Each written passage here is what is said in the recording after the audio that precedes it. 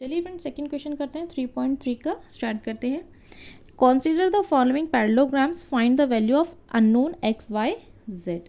आपको यहाँ ये पैरेललोग्राम गिवन है ए बी सी डी, यहाँ सिर्फ बी की वैल्यू 100 गिवन है, बाकी की हमें फाइंड करनी है। तो चलिए स्टार्ट करते हैं। फर्स्ट क्वेश्चन स्टार्ट करते हैं। फिगर हमें बुक में गिवन है, तो एंगल एक्स वाई जेड हमें फाइंड करना है। एक्स प्लस 100 है is equal to 180 degree, because adjacent angle जो होते हैं पैरेललोग्राम में वो 180 डिग्री होता है। x is equal to 180 degree, 100 जो है वो प्लस में है और x इक्वल टू के इधर जाएगा तो वो माइनस में जाएगा, तो जब हम माइनस करेंगे तो 180 डिग्री आ जाएगा और CIA इसकी जो डेफिनेशन होती है वो लगेगी। चलिए आगे करते हैं इसको। इसी में हमें y की वैल्यू भी निकालनी है, तो y भी 100 होगा, बिकॉज अपोजिट एंगल जो होते हैं पैरेललोग्राम में वो इक्वल होते हैं। और z और x जो है वो हमारा 180 डिग्री है, बिकॉज एडजेसेंट अपोजिट एंगल जो होते हैं वो पैरेलल। चलिए फ्रेंड सेकंड पार्ट स्टार्ट करते हैं। सेकंड फिगर भी हमें गिवन है, यहाँ पे हमें सिर्फ इसकी वैल्यू गिवन है 50।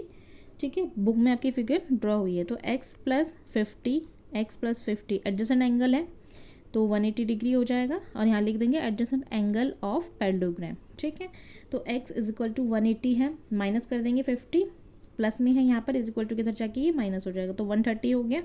x is equal to y is equal to कितना आ गया 30। x और y की वैल्यू हमारी कितनी आ गई 130, बिकॉज अपोजिट साइड एंगल होते हैं, ये अपोजिट एंगल है ना इसीलिए। ठीक है, तो x is equal to y is equal to 130 degree, क्यों? क्योंकि ये कॉरस्पॉन्डिंग एंगल्स भी हैं एक दूसरे के। ठीक है, थर्ड पार्ट कर लेते हैं ऐसे ही। तो यहाँ पर आपको ये जो बना हुआ है ना फिगर में 90 डिग्री होता है, आपको पता ही होगा। ठीक है, तो यहाँ पे हमें z की x y की वैल्यू निकालनी है, और यहाँ पर हमें 30 डिग्री है, ये 30 डिग्री हमें एंगल गिवन है। ठीक है, तो x is equal to 90 degree, because vertically opposite angle है ये दोनों। ठीक है, तो x plus y plus 30 is equal to 180, sum of angle property होती है, एंगल सम प्रॉपर्टी होती है ये। ठीक है, और इसके बाद हम वैल्यू लगाएंगे x 90 है, y हमें गिवन नहीं है, तो y एज इट इज़ रहेगा, प्लस 30 इज इक्वल टू 180, तो y हमने बाहर ले लिया 90 में, और 30 को ऐड करेंगे तो 120 और माइनस कर देंगे। ठीक है, इन दोनों को ऐड करके 180 में से माइनस कर देंगे, तो हमारे पास आ जाएगा 160। तो z is equal to y is equal to 60, क्यों? क्योंकि अल्टरनेटिव इंटीरियर एंगल्स हैं। ठीक है, ये इंटीरियर अल्टरनेटिव एंगल्स होते हैं। इसका फिफ्थ पार्ट कर लेते हैं।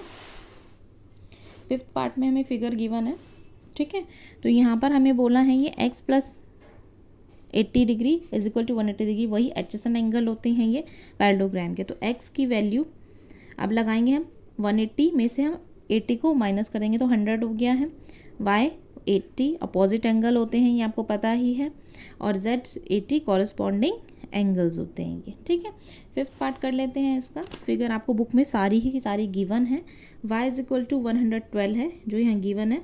ठीक है, अपोजिट एंगल हो गए हैं ये दोनों। ठीक है, और x plus y plus 40 is equal to 180 degree है, तो एंगल सम प्रॉपर्टी हम यहाँ पर यूज़ करेंगे। ठीक है, x प्लस वाई की वैल्यू 112 है, प्लस 40 इज इक्वल टू 180। ठीक है, तो x एज इट इज़ 112 और 140 को 112 और 40 को ऐड कर देंगे तो 152 आ जाएगा, और 180 एज इट इज़। अब x इज इक्वल टू 180 में से 152 को हम माइनस कर देंगे, तो x की वैल्यू कितनी आ गई 28। x is equal to z is equal to 28। Interior alternative angle बनते हैं z पर, जहाँ पर ये z शेप का ऐसे कुछ बन जाता है वो इंटीरियर अल्टरनेटिव एंगल्स बनाते हैं। z बना रहा है, देखिए आप ध्यान से अगर देखेंगे तो ये z ड्रॉ कर रहा है। ठीक है, तो यहाँ हमारा सेकंड क्वेश्चन भी कंप्लीट होता है। मिलते हैं नेक्स्ट वीडियो में।